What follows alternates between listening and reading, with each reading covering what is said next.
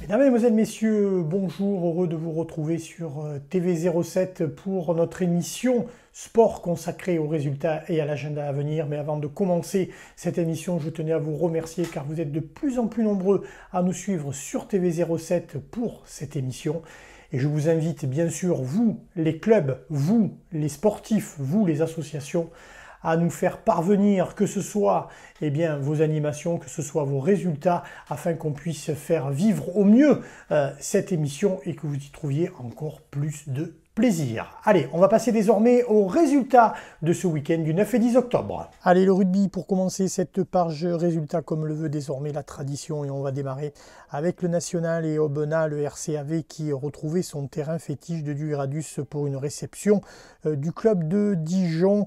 Aubenas qui, on le rappelle, était resté sur la dernière journée sur une défaite du côté de Suresnes, mais qui était toujours invaincu du côté de Dugradus. Le match a très mal démarré pour le RCAV puisque Dijon d'entrée avait inscrit un essai. Aubenas était donc mené 7-0 et il a fallu une réaction rapide des jaunes et bleus avec notamment un essai de Yohan Fournier transformé par Chastain pour revenir au score 7-7. Mais dès ce moment, Aubenas a tout encouru après le résultat jusqu'à être mené 17-7 puisque Dijon a là aussi réussi un essai transformé. Les batailles de buteurs ont continué du côté d'Aubenas jusqu'à arriver dans l'emballage final à 13-20 pour Dijon, et il a fallu à 2 minutes de la fin du coup de sifflet final un essai notamment de Vincent Guetta qui a permis au RCAV de revenir à 2 longueurs exactement de Dijon, et Jules Porcher est venu délivrer le RCAV pour aller chercher in extremis un match nul qui fera du bien à Aubenas qui reste donc invaincu sur sa pelouse de Dugradus avant de prendre la semaine prochaine la direction de la Drôme pour un derby qui sent la poudre face au club de Valence Roman. Allez, la Fédérale 2 et la 4e journée qui a souri au club d'Annonay qui l'a emporté 47-25 face à Lavalette.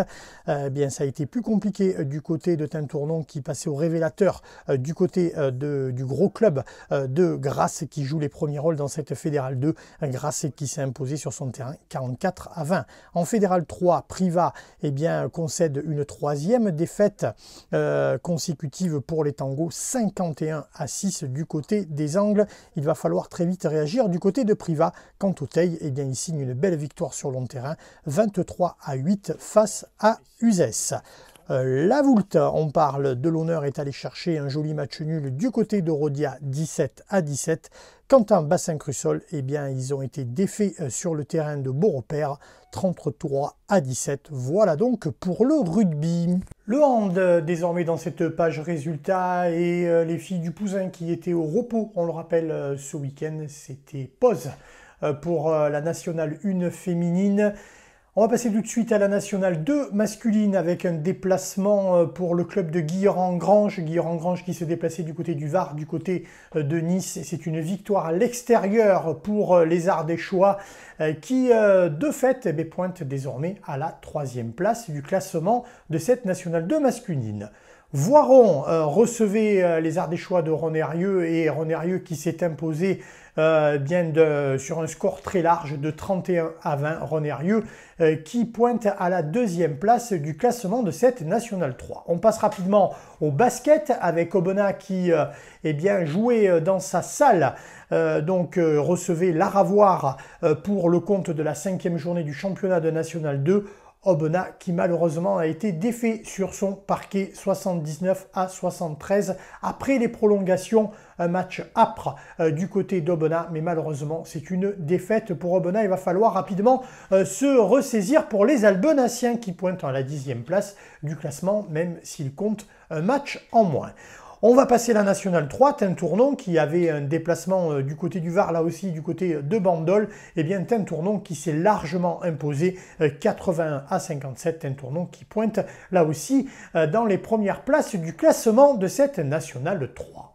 Allez, le foot dans cette page résultats avec Rhône-Vallée en Régional 1 qui continue à enchaîner les bons résultats. On le sait, Rhône-Vallée, dernier club ardéchois représentant en Coupe de France, Rhône-Vallée s'est imposé à l'extérieur 2-0 sur le club de Clermont-Saint-Jacques. En Régional 2, déception du côté de l'ASAF qui recevait Moss 3R. L'ASAF, le club d'Aubenas, qui avait de fortes ambitions lors de cette réception du côté de Dugradus. Visiblement un match qui a été gâché par l'état de la pelouse et qui a handicapé fortement les deux clubs, mais l'ASAF qui concède le match nul sur son terrain 0-0.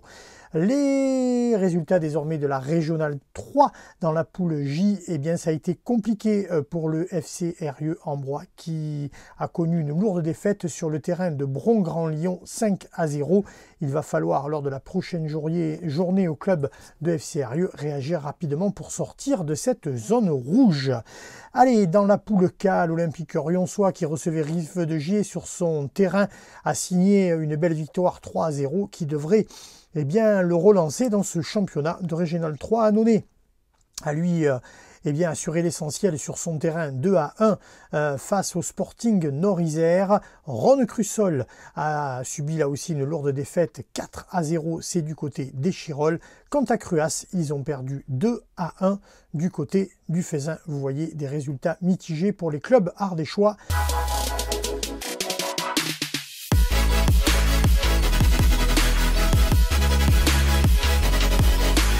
Allez, l'agenda du week-end à venir, vous allez voir principalement des sports collectifs au rendez-vous avec le rugby et la nationale, puisqu'il va y avoir le choc de cette 6e journée, le derby que tout le monde attend entre Ardéchois et Dromois. Valence Roman va recevoir sur son terrain le RCAV. Voilà donc l'affiche de cette 6e journée. On rappelle que Valence Roman réalise un parfait début de saison puisque les Valentinois pointent sur les premières places de ce classement de national et le déplacement va être délicat pour Aubenas.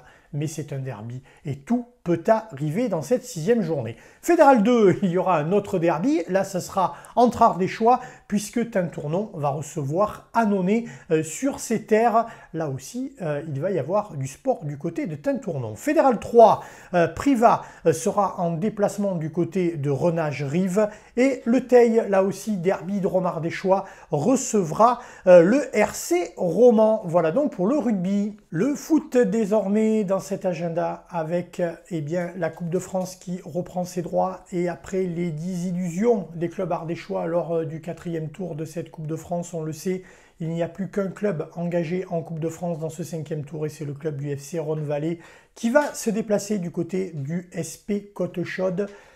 Normalement, un adversaire à la portée du FC Rhône-Vallée puisque Côte-Chaude évolue en Régional 2 dans le championnat. On rappelle que Rhône-Vallée, elle, évolue en Régional 1.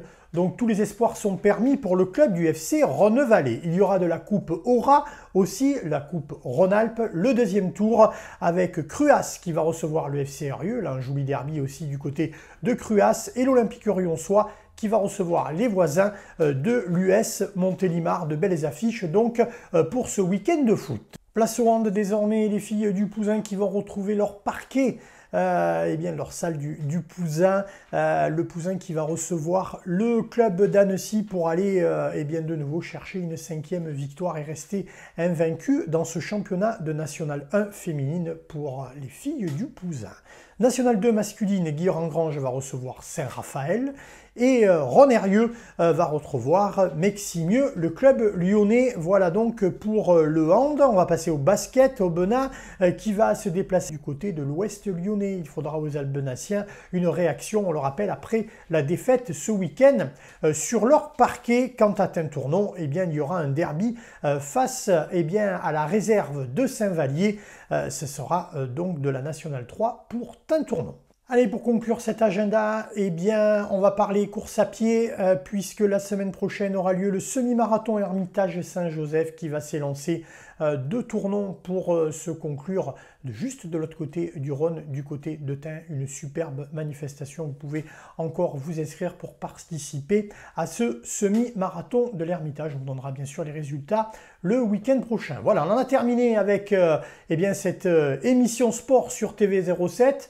On vous souhaite une excellente semaine. N'oubliez pas, hein, envoyez-nous vos informations sur la boîte mail qui s'affiche sur le service des sports de TV07. Allez, régalez-vous, faites du sport et à la semaine prochaine.